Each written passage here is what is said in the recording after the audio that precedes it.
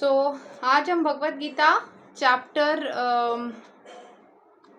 15 the yoga of the supreme person के श्लोक 19 को कवर करने वाले हैं। रोज की तरह पहले मैं संस्कृत में श्लोक को पढ़ूंगी, उसके इंग्लिश ट्रांसलेशन को देखेंगे और मीनिंग को समझेंगे। तो चलिए शुरू करते हैं।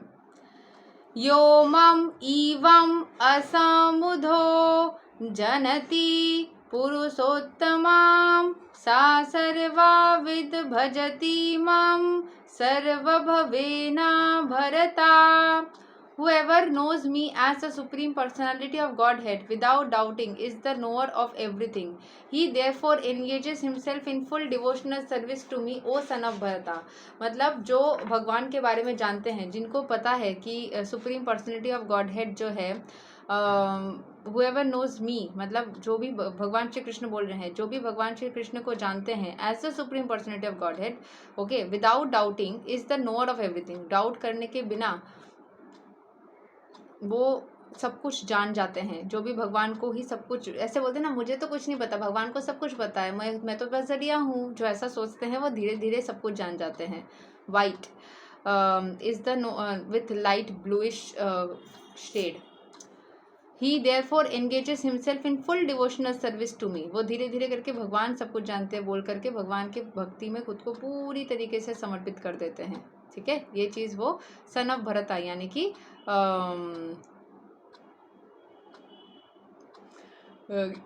अर्जुन को बता रहे हैं। ठीक है, सो यहाँ के एक्सप्लेनेशन को समझते हैं।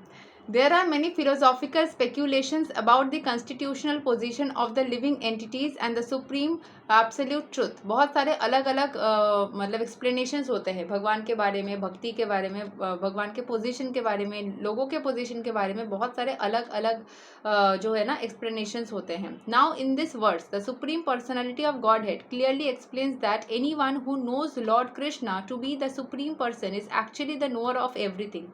The imperfect knower goes on simply speculating about absolute truth, but the perfect knower, without wasting his valuable time, engages directly in Krishna consciousness, the devotional service of the Supreme Lord. Throughout the whole of Bhagavad Gita, the fact is being stressed at every step, and still there is so many stubborn commentators on Bhagavad Gita who consider the supreme absolute truth and the living entities to be one and the same. तो भगवान श्री कृष्ण के बारे में मैंने जैसे बताया बहुत सारे एक्सप्लेनेशंस होते हैं, उसमें से जो ये वाला जो नाउ इन दिस वर्स जो भगवान सुप्रीम पर्सनैलिटी ऑफ गॉडहेड खुद ही बता रहे हैं कि भगवान खुद सब कुछ जानते हैं, एंड जो भगवान ये समझता है कि भगवान सब कुछ जानते हैं वो धीरे धीरे सब कुछ वो नॉलेज गेन करके नॉलेजेबल इंसान बन जाते हैं। जो इम्परफेक्ट नोअर है, जिसको कुछ भी नहीं पता है, वो सच्चाई को ढूंढने के लिए कोशिश करता है, लेकिन but the perfect knower without wasting his valuable time engages. जो एक्चुअल में ज्ञानी है, जिसको एक्चुअल में कुछ पता नहीं है, वो सच्चाई को ढूंढने के पीछे टाइम वेस्ट करता है, लेकिन जिसको एक्चुअल जो ज्ञानी है वो सोचता है कि मुझे कुछ पता नहीं है, मुझे बस भक्ति करना है भगवान का, मुझे क्योंकि वही सब कुछ संभाल लेंगे, और वो कुछ वेस्ट ना करके टाइम अपना काम करने के साथ साथ भगवान के ऊपर सब कुछ छोड़ देते हैं एंड भगवान की भक्ति करते रहते हैं। बहुत इंटरेस्टिंग है, फाइन लाइन ऑफ डिफरेंस है इस पूरे एक्सप्लेनेशन में, कि जो एक्चुअल में अज्ञानी है वो ज्ञान को जानने के लिए इधर उधर भटकता है। ठीक है, जो ज्ञानी है वो उसको पता है कि भगवान को सब कुछ पता है, उसको कुछ नहीं पता, लेकिन वो जो ये समझता है ना कि मुझे कुछ भी नहीं पता, भगवान को सब कुछ पता है, वही एक्चुअल में ज्ञानी है, और वो अपना टाइम वेस्ट ना करके भगवान के भक्ति में अपना समय लगाता है और धीरे धीरे अपने दिमाग के जो मेधा शक्ति है उसको और बढ़ाता चला जाता है और सारी चीज़ें अपने लाइफ में सही तरीके से मैनिफेस्ट करता रहता है। Throughout the whole of Bhagavad Gita, the fact is being stressed at every step. बार बार इस चीज़ को बोला जाता है, and still there is so many stubborn comment. उसके बावजूद भी कुछ लोग जो भगवद गीता के बारे में कुछ अलग ही सोचते हैं, अलग ही बोलते हैं। Vedic knowledge is called shruti, learning by aural reception. मतलब जो आप कान से सुनकर सीखते हो, जैसे कि अभी मैं बता रही हूँ और आप लोग सुन रहे हो, so this is called Shruti. One should actually receive the Vedic message from authorities like Krishna and his representatives. वैदिक नॉलेज जो होती है वो कृष्ण भगवान से या उनके जो रिप्रेजेंटेटिव है, मतलब उनको जो रिप्रेजेंट करते हैं उनसे लेना चाहिए। Here Krishna distinguishes everything very nicely. Krishna सब कुछ एकदम क्लियर करके आपको समझा रहे हैं। And one should hear from his source. Simply to hear like the hogs is not sufficient, one must be able to understand from the authority. सिर्फ सुनने से नहीं चलेगा, उसको समझना भी पड़ेगा। जैसे महाभारत जब गणपति को लिखने के लिए बोला जा रहा था, तो उनको फिर यही बोला था कि आप जब लिखोगे ना अपना जो लिखने के साथ साथ आपको समझना भी पड़ेगा, ताकि आप समझ के लिखोगे तो उसकी अलग ही वैल्यू होगी। ठीक है, so here Krishna distinguishes everything very nicely हो गया। Simply to hear like hogs is not sufficient, one must be able to understand from the authorities. It is not that one should simply speculate academically. सिर्फ यहाँ पे पढ़ने के लिए पढ़ रहे हो वैसा नहीं होना चाहिए. One should submissively hear from Bhagavad Gita, and these living entities are always subordinate to the supreme personality of Godhead. सब ध्यान से भगवद गीता को सुन के समझ के इम्प्लीमेंट करना चाहिए, और ये दिमाग में रखना चाहिए कि जो भी भगवद गीता समझा रहे हैं वो भगवान से नीचे, मतलब सबमिसिव है, वो चीज़ वो खुद भी मानते हैं, वो वही सच्चाई है। Anyone who is able to understand this according to the Supreme Personality of Godhead Shri Krishna knows the purpose of Vedas. No one else knows the purpose of Vedas. जो इस चीज़ को समझते हैं कि भगवान ही सुप्रीम है, एंड जो भी भगवद गीता को समझा रहे हैं वो बेशक जरिया है, वो महान कुछ देवता नहीं है, वो भगवान के नीचे ही स्तर पे है, बट एटलीस्ट वह गुरु है तो उतना सम्मान करते हुए आगे बढ़ते हैं, लेकिन भगवान को सबसे ऊपर मान के चलते हैं, वो सही है, और उनके साथ में सब कुछ सही होता है।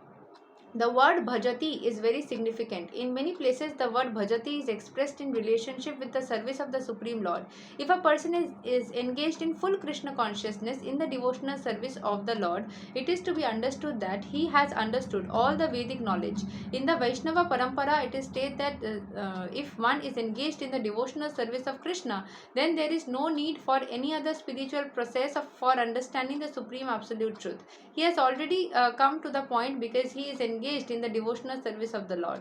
तो जो खुद को कृष्ण कॉन्शियसनेस में रखता है, वैष्णविज्म में बोला जाता है कि अगर उसने पूरी तरीके से अपने आप को कृष्ण कॉन्शियसनेस में डाल दिया है, उसको और किसी फॉर्म ऑफ भक्ति या स्पिरिचुअल प्रोसेस करने की ज़रूरत नहीं पड़ती है। करे ना करे वो उसकी अपनी मर्जी है, पर ज़रूरत नहीं पड़ती है। He has already come to the point because he engaged in the devotional service of the Lord. He has ended all preliminary processes of understanding. अपने जो भी उसके पहले जो आपके दिमाग में वो जो बोलते हैं ना, खाना पकाने से पहले आपको जो कढ़ा है उसको गर्म करना पड़ता है, फिर तेल दो, तेल को गर्म करना पड़ता है, फिर मसाले दो, फिर आप उसमें चीज़ें डालो और फिर खाना पकाओ। वो सारे कार्यक्रम वो कर चुका है, बस खाना पकाना वाला कार्यक्रम चल रहा है। ठीक है, so he has ended all preliminary processes.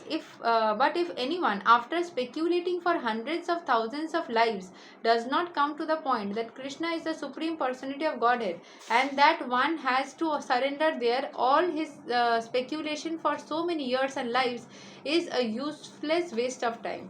जो खुद को मतलब यहाँ पे बोला, लास्ट में बोला जा रहा है कि बहुत सारे hundreds and thousands of life के बाद में does not come to the point that Krishna is the supreme personality of God, जो कृष्ण को समझता ही नहीं है और मानता ही नहीं है, एंड ये भी नहीं समझता कि हाँ वहाँ पे उनको सरेंडर करना चाहिए, तो इतने सारे जन्म लेने का कोई अर्थ ही नहीं रहा।